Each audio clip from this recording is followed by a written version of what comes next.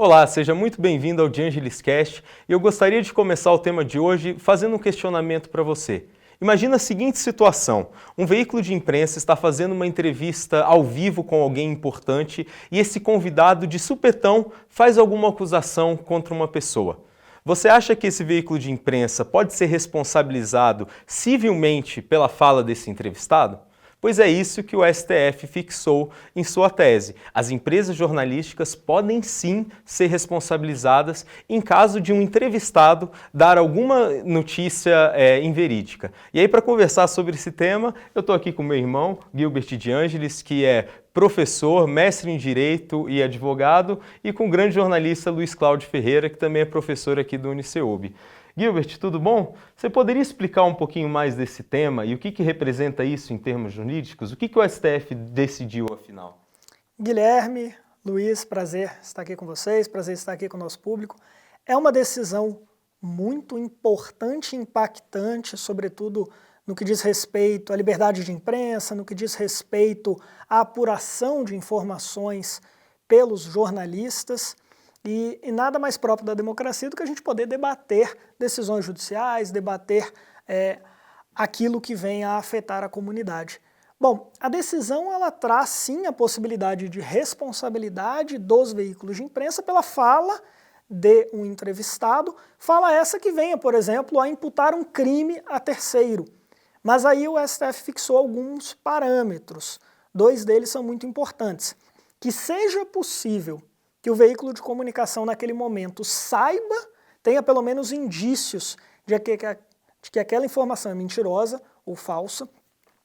E o segundo ponto é que o veículo tenha falhado no seu dever de cautela, de verificar a informação que está sendo veiculada. Esses dois pontos, eles são importantes para a gente debater, e nós vamos passar por eles ao longo dessa fala, porque, entre outros aspectos, eles trazem uma insegurança jurídica de como isso será aplicado futuramente. E não é por menos que hoje já se discute que o STF venha a tratar com maiores esclarecimentos em via de embargos de declaração. Decisão que é polêmica, decisão que impacta os jornalistas e o jornalismo brasileiro e que tem sido bastante criticada tanto por juristas quanto por veículos de comunicação, entidades que representam os jornalistas. Então, é uma decisão importante, a gente vai esmiuçar ao longo dessa nossa conversa. A Constituição diz que você não pode criar leis que interfiram na atividade profissional do jornalista, justamente por entender que a nossa atividade, eu falo aqui como jornalista, é muito importante. Luiz, que riscos você vê numa decisão como essa, no dia a dia do jornalista, nas atividades que são feitas e no processo de você poder trazer informação para o público? Primeiro, eu queria agradecer o convite, Guilherme, pela oportunidade de conversar sobre esse tema tão importante.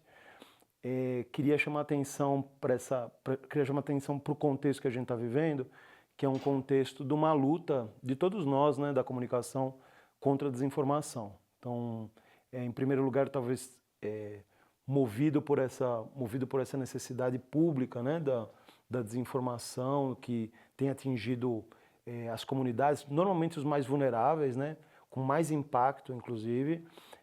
Entendo que está dentro desse contexto essa decisão. Aí vamos virar a página. A página seguinte a partir dessa decisão, eu como jornalista passei a ficar bastante inseguro. Não só como jornalista, mas a gente como educador na área do jornalismo, né? O que a gente deve falar para os nossos aspirantes à profissão? Que a gente deve tomar muito cuidado com o que o entrevistado vai falar? Como é que se toma cuidado com o que o outro vai falar? Então, esse tomar cuidado significa, logicamente, algumas coisas durante uma entrevista, principalmente ao vivo, você sabe bem que a gente não tem controle algum, não é? Então, isso eu receio bastante, Guilherme, a possibilidade de haver autocensura, que talvez seja o pior dos mundos para a gente, que é, de repente, nós evitarmos fazer uma entrevista, evitarmos fazer uma denúncia, questões de interesse público que podem mexer no dia a dia da sociedade, que a gente vai se omitir em prol de uma decisão. Então, essa é uma medida que me deixou bastante preocupado, né, em que pese todas as outras alegações, né, sob esse ponto de vista. E nosso trabalho é, sobretudo, denunciar, nosso trabalho é alertar, nosso trabalho é interferir de alguma forma para que a sociedade esteja mais bem informada. Isso me deixou bastante preocupado mesmo. E você falou dessa questão de tentar se combater a desinformação, mas não necessariamente atacar a empresa jornalística vai atacar a desinformação, né? Porque hoje em dia ela se propaga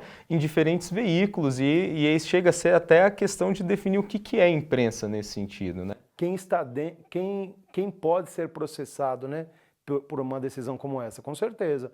Então, na medida em que a gente vive hoje uma realidade tecnológica, onde cada vez mais os veículos, né, a gente aqui pode estar produzindo algo ao vivo, né, hoje a gente tem, os estudantes de jornalismo estão preparados para produzir ao vivo. Como é que se tem o controle sobre a fala alheia, né? Então, nossa obrigação sim é investigar, nossa obrigação é deixar claro e tentar diminuir todas as dúvidas que a sociedade tenha sobre os fatos jornalísticos que nos importam. Só que ao mesmo tempo, pode ser que a gente não tenha tempo suficiente ou repertório naquele momento da entrevista para contestar uma fala. Isso me deixou bastante inseguro como profissional, sabe? E Gilbert, como é que fica também em relação a, agora que a gente está falando do ordenamento jurídico, do que vai mudar? Se é uma tese que não está clara, você falou desses embargos declaratórios, isso não pode gerar uma certa seletividade? Do ponto de vista de que essa responsabilização pode acontecer de caso a caso e afetar da cabeça de algum juiz, de algum município, ou às vezes um adversário político. Isso não pode gerar também alguma insegurança nesse sentido? Com certeza. Assim, trata-se de uma tese trabalhada em repercussão geral, que será aplicada pelo país, mas uma tese que ela não é suficientemente clara, ao meu entender, e mais do que isso, ela tem espaço para discricionariedade, onde cada julgador terá, em determinado caso concreto, a possibilidade de puxar um pouco mais para um lado ou um pouco mais para o outro. Discussões, por exemplo, que o Luiz levantou aqui. Uma entrevista ao vivo. A própria entrevista ao vivo tem características diferentes. Se essa é uma entrevista ao vivo, ela é exclusiva. Então tem a possibilidade de rebater o entrevistado, de fazer perguntas e questioná-lo sobre o que está sendo dito.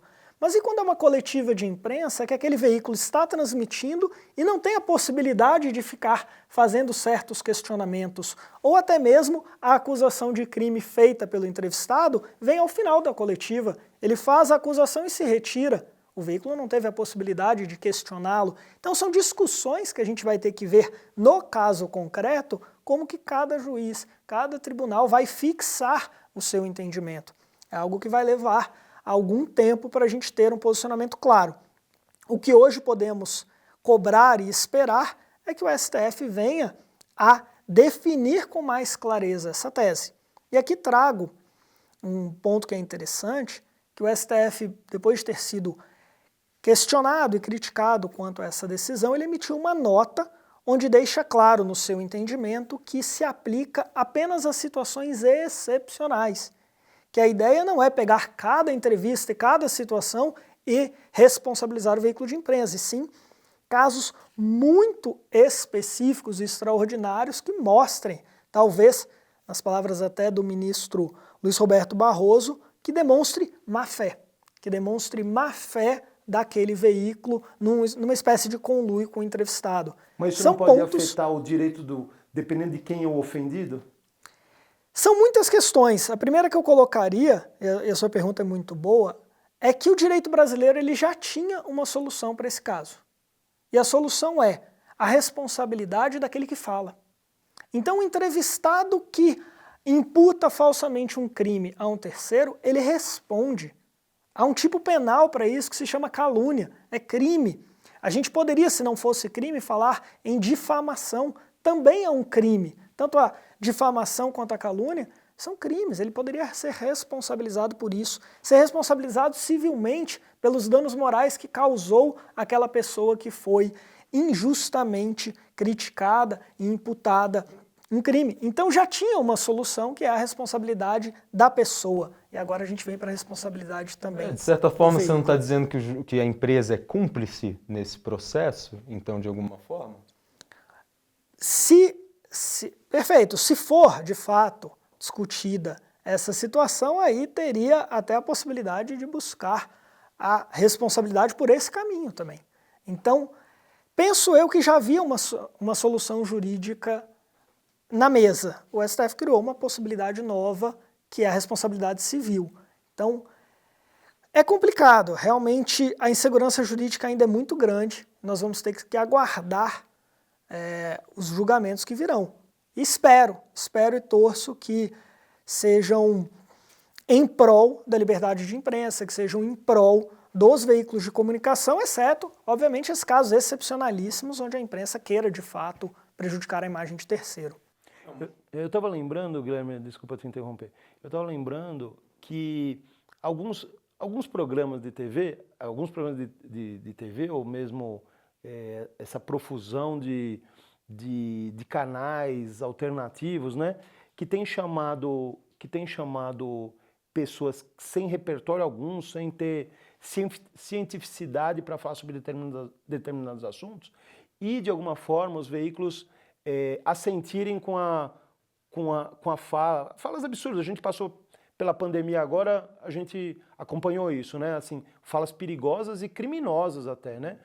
Estou tentando reelaborar para a gente está falando da insegurança, mas também falar do contexto em que a gente está vivendo, mas como o Gilbert estava falando, eu entendo que a lei ela não pode ser ocasionalística, né? Assim, circunstancial por um ou outro episódio, né? Então me deixou bastante preocupado nesse sentido, mas tentando pensar também o que pode ou quem está no alvo dessa lei, né? Quem poderia ser processado? São todos, né? Quem faz jornalismo profissional está também... estamos todos arriscados nesse sentido, né? Então, é de se preocupar bastante. Porque assim, às vezes você soluciona um problema, ou no intuito de tentar solucionar um problema, como esse, que de fato é muito importante, uma fala dessas... a gente viu na pandemia, vocês estão muito bem, pode levar pessoas à morte ou tomar decisões erradas ou decisões financeiras erradas, tem um impacto, mas às vezes ao tentar solucionar um desses problemas, você cria uma série de outros, a começar o que você falou muito bem sobre autocensura e de como as empresas podem ficar um pé atrás. E aí é importante a gente pensar que quem é mais afetado aqui não é a empresa jornalística. É o cidadão que tem direito à informação, que precisa daquela informação para decidir sobre a sua vida, para entender o mundo, o contexto em que ele está inserido, e ele vai deixar de ter acesso a informações importantes, a ter um fiscal da política, um fiscal do direito público, por conta dessa autocensura. E uma outra questão que para mim é problemática é que quando a gente pensa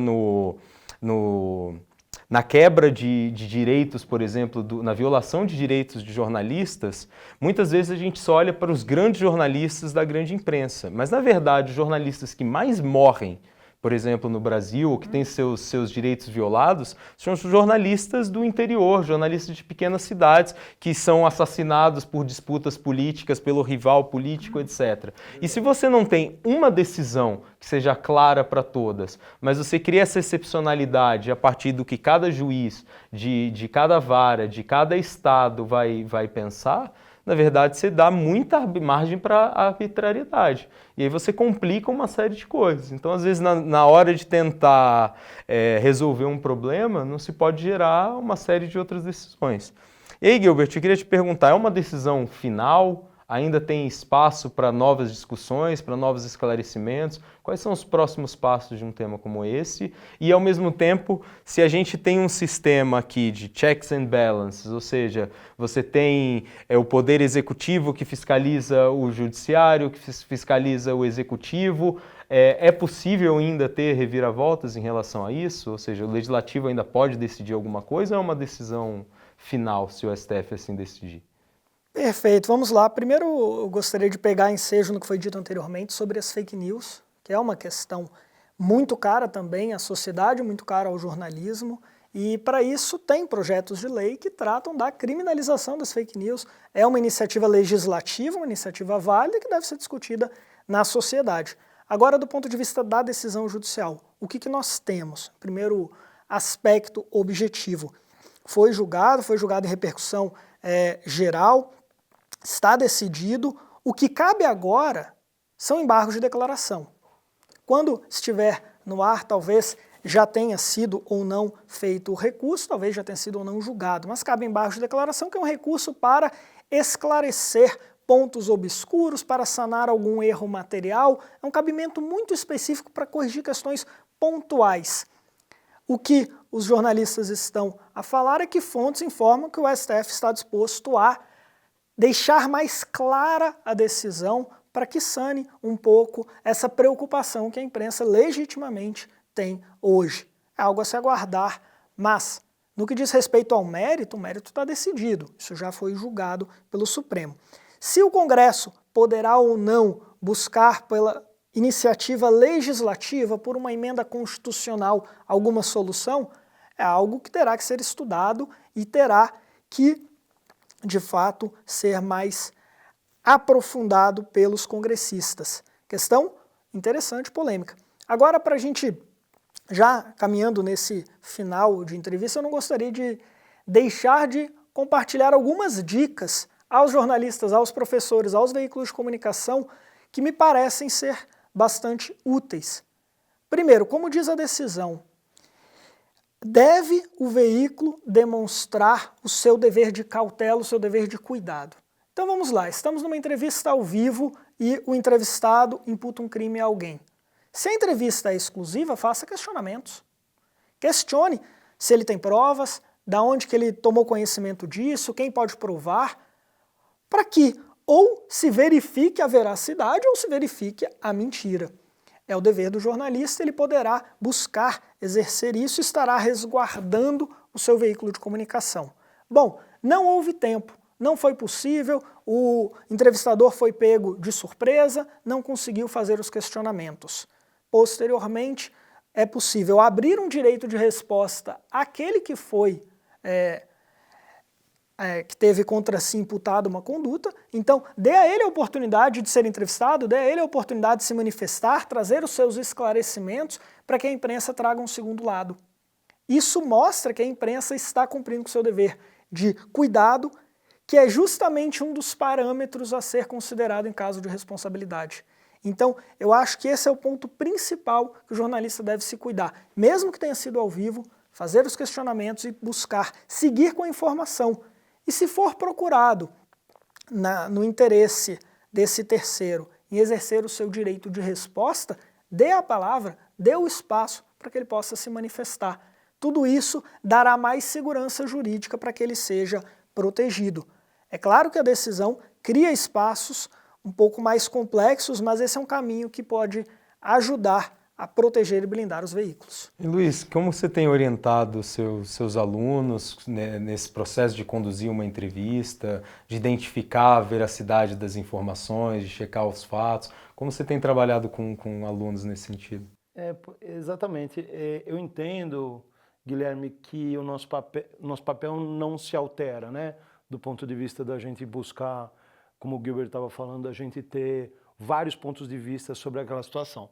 O que me preocupa bastante, eu acho que tem preocupado também os alunos, são medidas judiciais que de alguma forma, há algum tempo, têm cercado o nosso trabalho, né? A gente tem sentido o peso de decisões de juízes que abordam uma matéria, mesmo quando há vários lados contemplados. Isso tem me preocupado bastante. Outra preocupação que me veio com a fala de vocês é em relação embora a responsabilização seja para o veículo de comunicação, a gente não tem dúvida como categoria de que jornalistas passem a ser responsabilizados internamente. Isso traz um efeito colateral muito preocupante, porque a gente vai passar a ter medo de sugerir pautas, né? E você falou muito bem em relação aos nossos alunos, né? Alunos de jornalismo que estão começando a carreira, ainda estão inseguros sobre vários aspectos em relação à profissão, deixar eles seguros de que o nosso papel não deve ser alterado, né? A gente deve continuar sendo questionador e, ao mesmo tempo, tendo esse senso de categoria, né? Que nós somos trabalhadores da informação. Nós, como trabalhadores da informação, como, né, operários da notícia, a gente deve continuar sendo rigoroso com tudo que a gente faz. Logicamente, acompanhar de perto essas decisões, eu acho que é nosso papel, até porque nos nossos conteúdos a gente deve primar por isso, né? Deve trazer a legislação e as decisões judiciais como uma fonte fundamental da informação. Sobre esse aspecto, acompanhar de perto, manter o rigor do conteúdo e a gente se unir como categoria para que amanhã a gente também não seja responsabilizado por uma incorreção da empresa propriamente dita, por exemplo. Porque como a gente vê em todas as grandes democracias do mundo, a liberdade de imprensa não é só para o jornalista, né? Você concede essa liberdade ao jornalista porque existe um papel fundamental a se cumprir. Eu gostaria que você falasse um pouquinho também sobre isso, né? Por que a relação de democracia e liberdade de imprensa é tão intrínseca? Pois é a democracia que garante o bem-estar, né? A democracia que pode nos garantir possibilidades da gente ser uma sociedade autônoma, o nosso trabalho de comunicação, né? Eu acho tão bonito, né? Porque faz com que os cidadãos passem a ter sentido do próprio direito, né? A gente vive numa sociedade muito desigual, né? Ontem eu li uma reportagem que aumentou nos últimos 10 anos em 10 vezes a população de rua, né? Então, é impressionante a dificuldade, né, nós como sociedade, não só aqui no Brasil, a gente tem na América Latina, na África, né, os países em desenvolvimento e subdesenvolvidos passando por seríssimas dificuldades. E normalmente nesses lugares em que a gente passa a ser mais oprimido como comunicador, né, nesses lugares que a gente passa a ter um pouco mais de cerceamento do nosso trabalho. Um pouco não, às vezes muito, né? Então pressões que vêm do patrocinador, pressões que vêm da empresa e pressões do judiciário. Então, assim, estamos num momento de consolidação, né? Estamos num momento de consolidação, mais uma vez, do nosso trabalho em prol da democracia, em prol de um Estado de Direito que faça valer o direito de todos nós, né? Da gente ter um dia a dia melhor para a gente falar do nosso tempo como um tempo melhor do que aquele que já passou. E Gilbert, e do ponto de vista do direito, por que a Constituição tem essas garantias para a liberdade de imprensa e para o jornalista? Por exemplo, resguardar o sigilo da fonte e outras questões. Por que colocar ali na Carta Magna essa defesa de uma atividade profissional e das consequências dela? O jornalismo, de fato, é absolutamente essencial à democracia. O Luiz trouxe muito bem. E não poderia estar fora do ordenamento jurídico, não poderia estar fora da Carta Magna, algo que é tão essencial para que a sociedade possa atuar de forma legítima. Então, claro que, aqui trazendo em linhas rápidas, objetivas, mas a Constituição tem uma série de itens, tanto tratando dos direitos e garantias fundamentais do cidadão, dos direitos específicos do jornalista, para que possa exercer e levar a informação com qualidade, porque sem o jornalismo de qualidade, sem o jornalismo independente e que tenha autonomia, o cidadão não é informado na ponta. Se o cidadão não é informado na ponta, ele não exige os seus direitos, ele não cobra, ele não se posiciona. Então, naturalmente, para que se tenha uma democracia do qual, como bem diz a Constituição, o poder emana do povo, para que o povo esteja bem informado, é fundamental que a imprensa possa atuar de maneira livre. Então, por isso que a Constituição tem essa preocupação muito clara com relação a essa carreira fundamental. Bom, Luiz, muito obrigado pela participação, pela presença aqui. É um prazer ter você no nosso podcast. O prazer foi meu. Muito obrigado pelo convite. Adorei a conversa. Muito bom. E a gente quer agradecer você que também está nos assistindo aqui no YouTube ou no Spotify. Deixe seus comentários, sugira novos temas. Nosso canal tem crescido bastante graças a vocês e a gente quer ouvi-los cada vez mais. Muito obrigado e até a próxima. Obrigado, até a próxima.